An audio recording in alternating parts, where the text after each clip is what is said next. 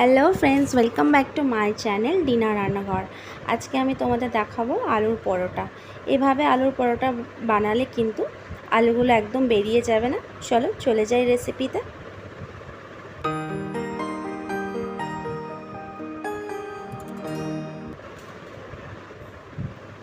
এখানে আমি আলুটা প্রথমে সেদ্ধ করে নিয়েছি। এখানে আমি 3টে আলু নিয়েছিলাম, আর নিয়ে নিয়েছি আদা কুচি, পেঁয়াজ কুচি, ধনিয়া পাতা কুচি আর লঙ্কা কুচি। তো আলুটা এবারে আমি ভালো করে সেদ্ধ করে নিয়ে এইভাবে কিন্তু হাতের সাহায্যে ম্যাশ করে নিয়েছি। তারপরে একটা কড়াইতে সর্ষের তেল নিয়ে নিলাম, তাতে আমি দিয়ে নিলাম আদা কুচিটা। আদা কুচিটা কিন্তু একদম পুড়িয়ে ফেলবো না বা একদম ব্রাউন করে ফেলবো না, হালকা একটু ভাজা হলেই কিন্তু তাতে পেঁয়াজটা দিয়ে দেবো। পেঁয়াজটা দিয়ে আমি একটু নাড়িয়ে চাড়িয়ে নেব, একদম ব্রাউন করব না, মানে হালকা একটু নরম হলেই কিন্তু একে একে মশলার উপকরণগুলো দিয়ে নেব। তোমরা কিন্তু স্কিপ না করে দেখতে থাকো, নাহলে কিন্তু অনেক কিছু মিস করে যাবে। তারপরে দিয়ে নিলাম লঙ্কা কুচিটা। এই সময় লঙ্কা কুচিটা দিয়ে নিলে কি হবে, একটা কাঁচা লঙ্কার ঝাল এবং ফ্লেভার থাকবে এর মধ্যে। আজকে আমি কিন্তু ফোনটা হাতে নিয়ে করছি বলে আমার একটু অসুবিধা হচ্ছে। প্লিজ বন্ধুরা, তোমরা তার জন্য আমাকে ক্ষমা করে দিও। আর ভিডিওটা কিন্তু তোমরা ধৈর্য না হারিয়ে দেখতে থাকো। তারপরে সামান্য একটু লবণ দিয়ে নিলাম। লবণ দিয়ে নেওয়ার পর এতে আমি দিয়ে দেবো 1 পিঞ্চ মতন হলুদ, 1 পিঞ্চ মতো লঙ্কার গুঁড়ো, 1 পিঞ্চ জিরে গুঁড়ো, 1 পিঞ্চ ধনিয়া গুঁড়ো। এভাবে কিন্তু অল্প অল্প মশলা দিয়ে আমি এটাকে তেলের মধ্যেই কিন্তু একটু ভাজা করে নেব। তারপরে যেই কাঁচা গন্ধটা চলে যাবে তাতে কিন্তু আমি ম্যাশ করে রাখা আলুটা দিয়ে নেব। তোমাদের যদি আমার রান্নাগুলো ভালো লাগে তাহলে কিন্তু অবশ্যই লাইক কমেন্ট করে জানিও যে কেমন লেগেছে তোমাদের এই রান্নাটা বা এই আলুর পরোটাটা।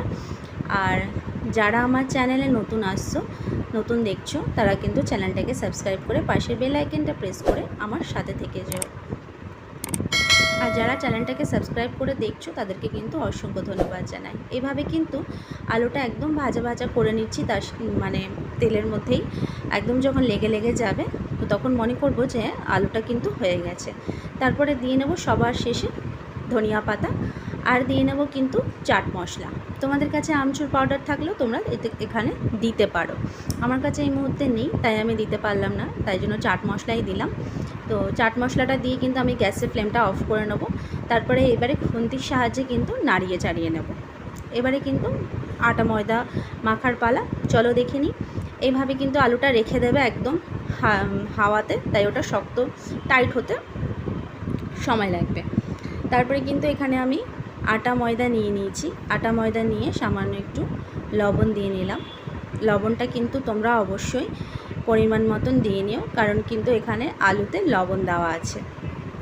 তারপরে এইভাবে ভালো করে লবণটাকে মিলিয়ে নিয়ে এখানে কিন্তু আমি অল্প অল্প করে জল দিয়ে নিয়ে ডোটাকে কিন্তু মাখতে থাকবো, আটা ময়দাটাকে মাখতে থাকবো। আটা ময়দা একসাথে নিয়ে নিলে কি হয়, ভালো হয়, নরম হয় পরোটাটা। যেহেতু আমি সাথে সাথেই বানাচ্ছি, কোনো রেস্টে রাখবো না, তার জন্য কিন্তু আমি এখানে ঠান্ডা জলের ইউজ করেছি আর আটা ময়দা ইউজ করেছি। তোমরা যদি রেস্টে রাখতে চাও তাহলে কিন্তু তোমরা এইভাবে মানে শুধু আটা দিয়ে বা শুধু ময়দা দিয়েও করতে পারো। এভাবে একদম নরম করে মাখিয়ে নিয়েছিলাম। আটা ময়দাটা একদম নরম করে মাখতে হবে, তাহলে কিন্তু খুব নরম হবে পরোটাটা। তারপরে এইভাবে কিন্তু গোল গোল করে নিয়েছি।